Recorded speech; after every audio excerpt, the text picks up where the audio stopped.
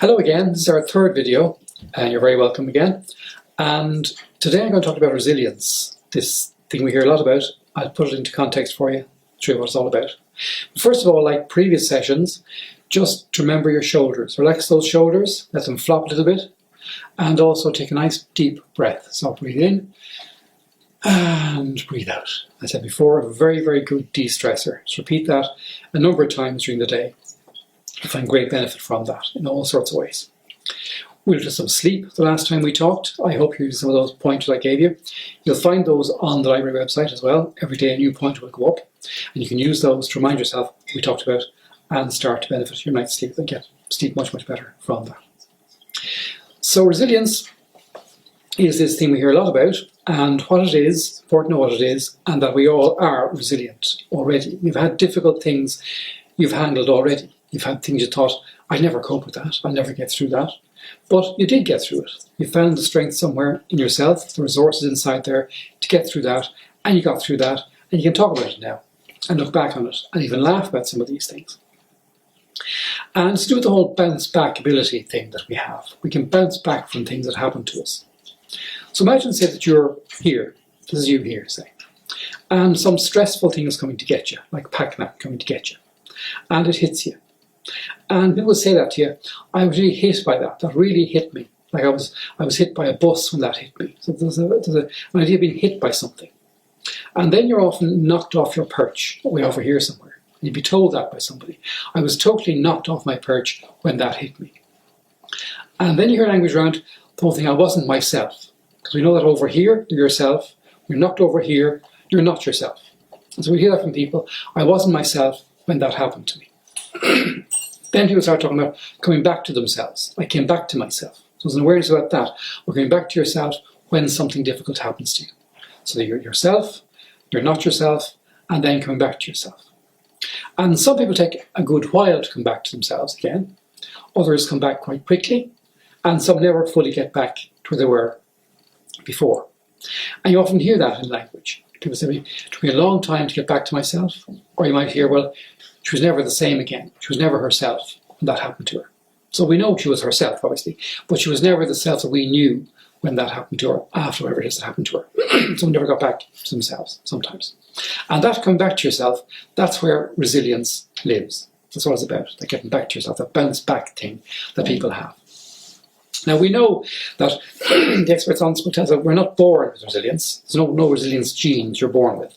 We learn resilience from the events that happen to us in our late childhood, in our teens and early 20s and so on. These negative things, these adverse things that happen to us, we learn from those, and we learn to come back from those when they have damaged us or hurt us in some kind of way. And we build up these resilience skills.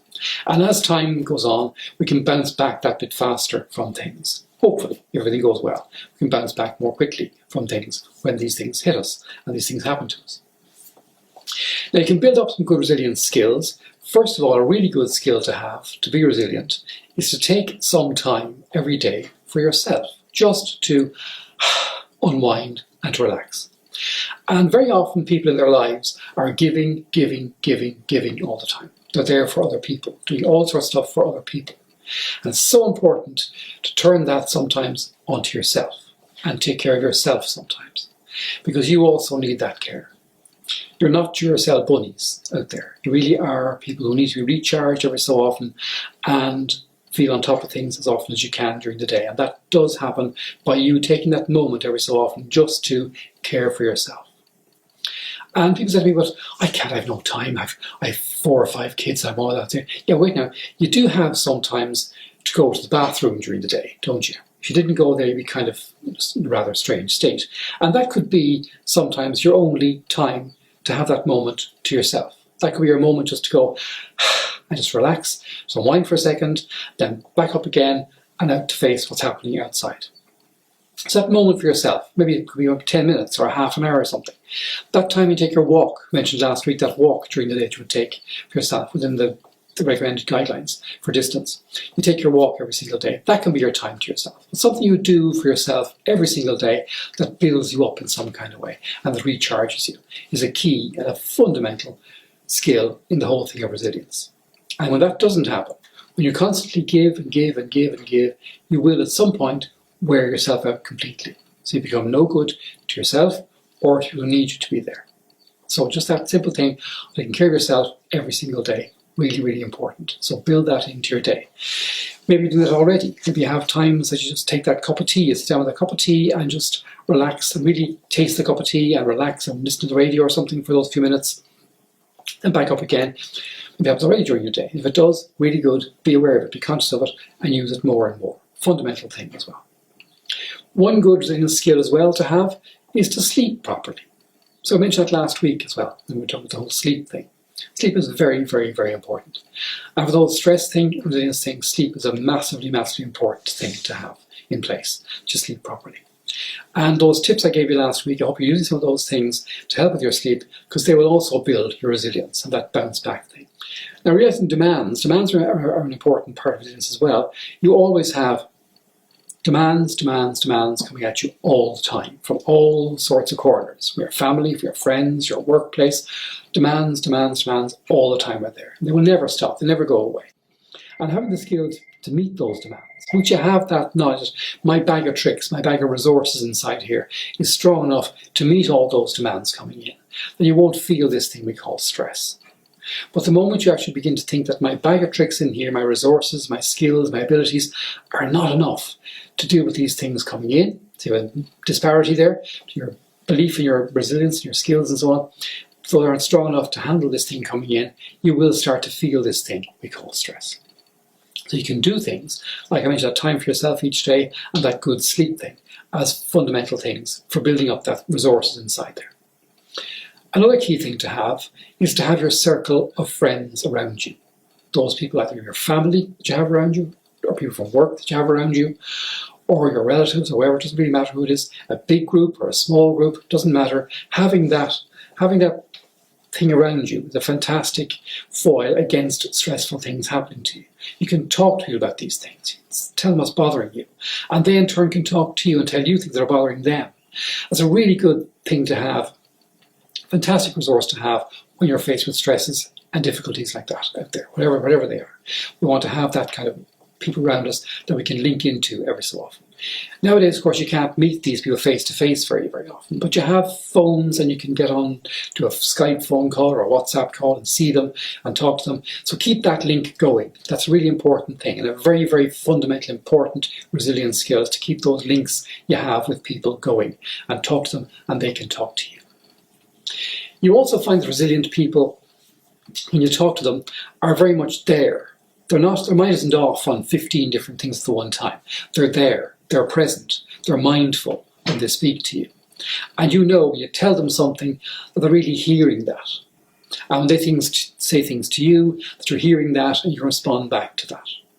You've got people you talk to sometimes, and you know you're like talking to the wall sometimes, because they really aren't hearing what you're saying. Their mind is off on different things, and they mightn't even hear what you say at all.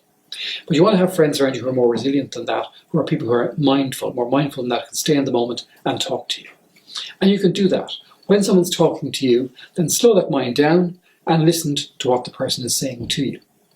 And then in turn, when you're talking to them, they slow their mind down and they hear what you're saying to them and can respond back to you. And it's a wonderful thing when you talk to somebody and they really, really hear you and really hear what you're saying. And the very same thing when you talk to somebody and you hear them and they hear you. Very good, important thing to have. And think about that. When you talk to somebody and they hear what you say and they respond back to you and they help you with something, that's a wonderful, wonderful resource to have. So really value these links you have with people. It's a fundamental resilience skill to have there. Another skill to have is the open mind. People have an open mind on things. They're always learning something new. That mind is open, they're learning stuff, they're going to libraries, they're reading books, they're reading audio books, they're downloading stuff. They're always learning something and doing something new. That's resilience skill again. Some people have stopped learning many, many years ago. And they think they don't need to learn much more because they know most things already. And there are friends you have that kind of are very hard to surprise sometimes. You tell them also, they say, oh yeah, I know. But you know that they don't know really. But they're just saying to you, they know. Because they think they know all sorts of stuff and don't need to know anything more. That's not really good resilience skill. Having that mind that's open and learning new stuff You mightn't agree with it, but being open to it, hearing it and learning it is a really good resilience skill to have. And you can do that. You can learn to do that as well. Active people. People who are resilient are more active. They're doing things, they're involved in things. So around this time, it can be difficult to be active and be active about doing all sorts of stuff because we have all sorts of strictures on us right now. But being active even within the house and changing things and doing things, they're always very active and have an ability to change something, to clean something, do something different, move things around, cook something different, something new, just change the way you do certain things. That's a resilience thing as well. Doing the same thing over and over and over again doesn't really help because of course we have reliable things we do all the time, but things just to change things sometimes, change the way you do things. That's resilience. And as I mentioned at the very beginning, you've all had these things. You've had things happen to you in the past. You're resilient already, or you wouldn't be there listening to me now. You'd be gone a long time ago. So you must have resilience there already to handle things. And you're faced with things probably a couple of years ago or years before that, or before that again, you just thought, I'd never cope with that. But you did cope somehow with that stuff. And you got through that, and you've learned from that. So you have those things already inside there. And these tips and tricks I'm giving you can add to that straight away there. So you can build up that resilience skill then again. And you look back at things you did many years ago and just think, God, I was so silly that time. I didn't handle that very, very well. No, but if it happened to you now, you'd handle it very, very differently. You've learned along the way, other things have happened to you along the way, and you've dealt with that along the way. And resilience has come from work that people have done on people who have had serious things happen to them. So tsunamis and tidal waves and so on have wiped people out. That New Orleans thing that happened there a number of years ago. Psychologists went in there and talked to people who came back, who bounced back then from that, and looked at what they did exactly to do to get back there. And there were people who were curious, who were active, who were doing things, with a good positive outlook on things, and dealt with stuff in a very different kind of way. The ones just thought, oh, that's it, it's all over, I can't cope with this, I can't do things. And so these people almost overnight had lost everything. So their families, their friends, their livelihoods, their homes in some cases, totally wiped out when these things happened to them. And psychologists studied those people and looked at the ones who bounced back from that and saw the ones who didn't bounce back as quickly from that, and from that pulled out lots of stuff we now know as being resilience. And they had some of the things I talked to you about earlier in this. Now, also, when these days go on here, you're going to find that you're being cooped up and cocooned, as we hear the phrase these days, and you will find that tempers can get a bit frayed sometimes. And we have to allow for that because you're spending time with somebody that you might be married to for, say, donkey's years, but you're spending time in that person's company for a prolonged period of time, more than ever before in some cases, and that can get a bit wearing after a while. So having them space to go off and spend time with their own sometimes is okay, and for you to go off and do that is also okay, because tempers will flare. You have children in the house as well, and they'll be there, and they're never there for that length of time all the time, and that again can be very, very wearing. So allowing them a bit of space as well, and yourself a bit of space to recover from that, and to allow for that. You will have those kind of things happening, and they're kind of a natural reaction to a very kind of unnatural situation that's happening right now to us. Some books on this. Seriously good book here on resilience, called Resilience, oddly enough, by Clark and Nicholson. You find it again in the library here. You can download that also. That goes from the history of resilience. Some good research on it is in this as well, and great tips for becoming more resilient yourself. You can't get to the library, of course, because they're all closed at the moment. So in that case, I keep harping on about BorrowBox. So download BorrowBox onto your device, your phone, your laptop, your iPad, and use that. Instructions there for doing it. You'll find all those online as well. It's a very simple thing to use. But you find straight away when you download that, you've access to all the library's catalogue of stuff here in Longford, or where you belong, whatever library you belong to. You can also, through another format, you can also access magazines, newspapers, and periodicals from all around the world to keep in contact with friends and family, wherever you want to read various things happening in different parts of the world, if you want to as well. So that's your resilience book. That's online as well. You can download that. And again, if you're not a member of a library, you can join online as well and access all the resources they have here as well. Now, next week, I'll be talking about keeping your thoughts under control and slowing down those thoughts and being more mindful yourself, towards yourself and to other people. And also slowing the thoughts down helps sleep greatly as well. Saw that earlier on there last week. And I will add some more bits in on keeping those flying thoughts just to calm the whole thing down, keep your head much more calm and deal more level-headedly with all this stuff that's happening. So in the meantime, stay well and stay safe, and exercise, get a good night's sleep, and be more resilient, and I will see you next week. Now, all these things all, of course, slot together, not just separate things. They all slot together. But using them all, you'll find yourself having a much more resilient, happier life during all this stuff happening. So I will see you in a week's time. Stay well, stay safe, and we'll talk in a week.